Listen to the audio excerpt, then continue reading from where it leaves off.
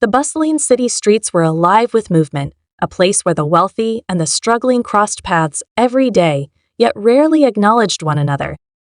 Among the crowd stood an old street performer, his wrinkled hands strumming a weathered guitar, his voice carrying a melody full of forgotten stories. People passed him by without a second glance, except for one man, a wealthy businessman, dressed in an expensive suit, his polished shoes clicking against the pavement. With a smug smirk, he watched the old man play, shaking his head in amusement. "Pathetic," he muttered under his breath. "What kind of life is this?" He scoffed, tossing a crumpled bill at the musician's feet, not out of generosity but as an insult. The performer simply looked up, his eyes calm, his fingers never missing a note. But what the businessman didn't know was that the man before him held a past far richer than any bank account. A past woven with fame, fortune, and a twist of fate that changed everything. And soon he would come to realize that the one he mocked was someone he never expected. Someone who would teach him a lesson he'd never forget. The old man continued playing, his fingers moving effortlessly over the strings, each note carrying a depth of emotion that was impossible to ignore. The businessman crossed his arms, shaking his head with a look of condescension. He couldn't understand why people wasted their lives like this, begging on the streets, performing for loose change, clinging to a dream that clearly hadn't worked out. A few passersby stopped to listen, drawn in by the haunting melody. Some dropped coins into the old man's case, others simply stood still, captivated. But the businessman only saw it as a waste of time. With a sigh, he leaned down, his voice dripping with arrogance. "You know, there's no dignity in this," he said, his tone sharp. "Standing here hoping people will feel sorry enough to give you their spare change? If you had any talent, you wouldn't be on the street." The old man met his gaze, unshaken. He stopped playing for a moment, letting the silence stretch between them. Then, with a small smile, he strummed a few new notes this time, something eerily familiar. The businessman frowned. "That song," he muttered. He knew it. Everyone knew it. It was a classic, a piece of music that had once topped the charts. But that didn't make sense. It was written decades ago by a famous musician, one who had disappeared from the public eye.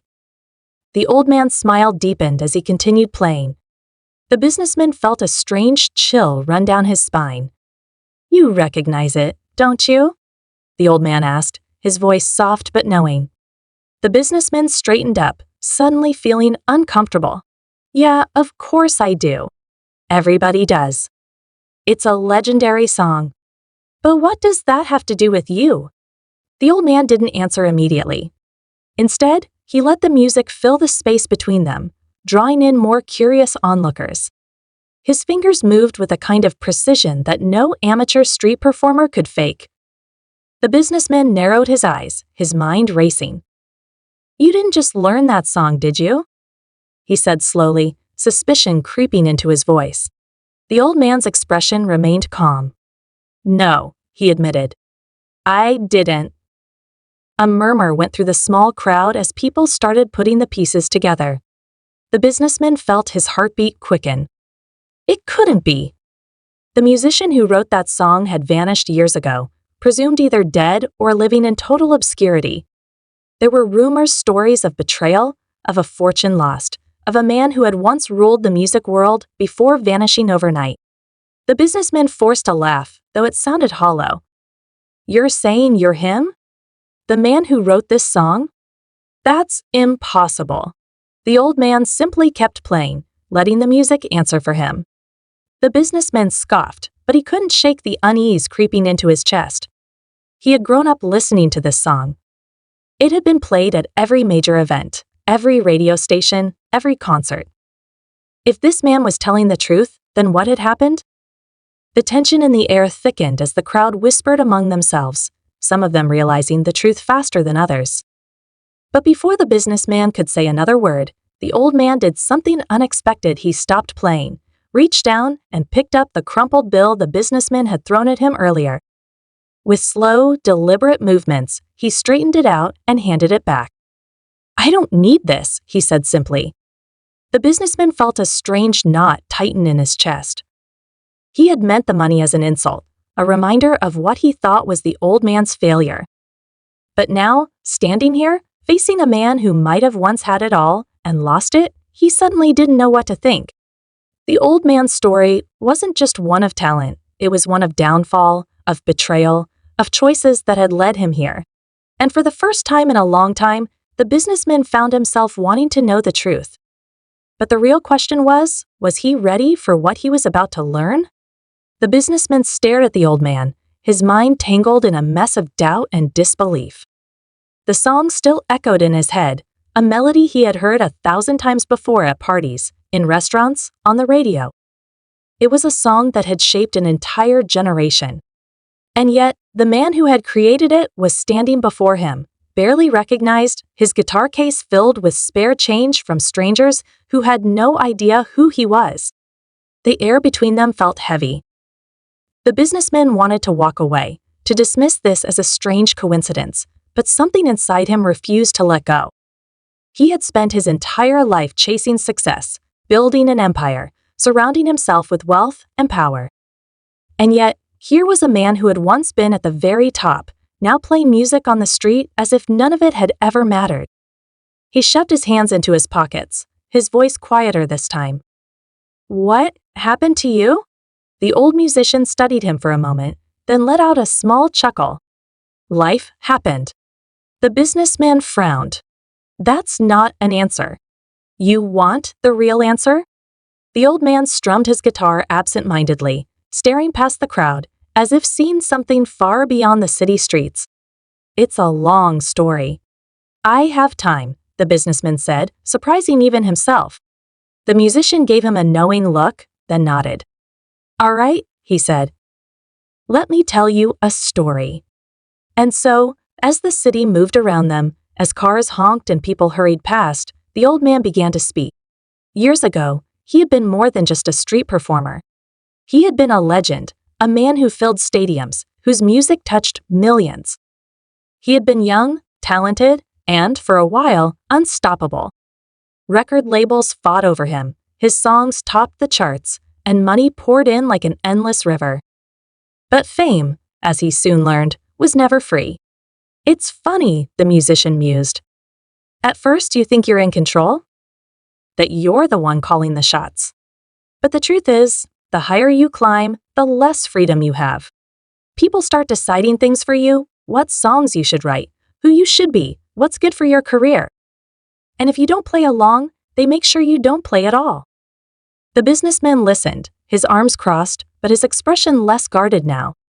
He had seen this before in the corporate world, in business deals where power shifted like sand. The musician continued. "I trusted the wrong people. A manager who saw me as a product, not a person. A record label that cared more about profits than music. One by one, I lost control. My contracts took everything. My rights, my royalties. I was making millions, but I saw barely a fraction of it. And when I finally fought back, well, you don't fight back against the people who built you." His voice was steady, but there was an undeniable sadness beneath it.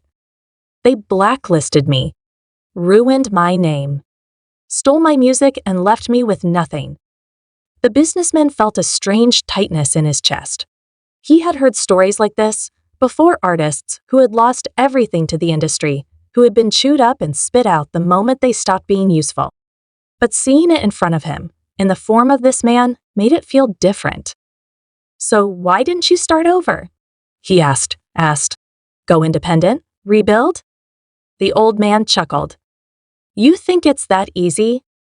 By the time I realized what had happened, I was buried in lawsuits, debts I didn't even know existed. I lost my house, my savings. My so-called friends disappeared. And the worst part? He plucked a few soft notes on his guitar. They still play my songs. They still make millions off them. But I don't see a dime." The businessman exhaled sharply. He had spent his life around money. He understood contracts, deals, the fine print most people ignored. He knew exactly how something like this could happen. For a long moment, neither of them spoke. The crowd had thinned, the moments stretching between them like an unspoken challenge.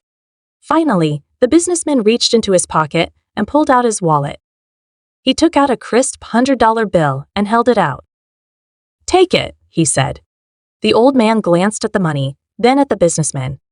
Slowly, he shook his head. "I told you," he said. "I don't need it." The businessman hesitated, then withdrew his hand. "Then what do you need?" The old man studied him carefully, as if weighing his next words. Then, with a small smile, he said, "Someone to listen." The businessman let out a breath he hadn't realized he was holding. For the first time in years, he felt something stir in him, something beyond money, beyond status. All right. And as the night deepened, as the city continued to hum around them, the businessman sat down on the curb beside the old musician. And for the first time in his life, he truly understood the value of a story.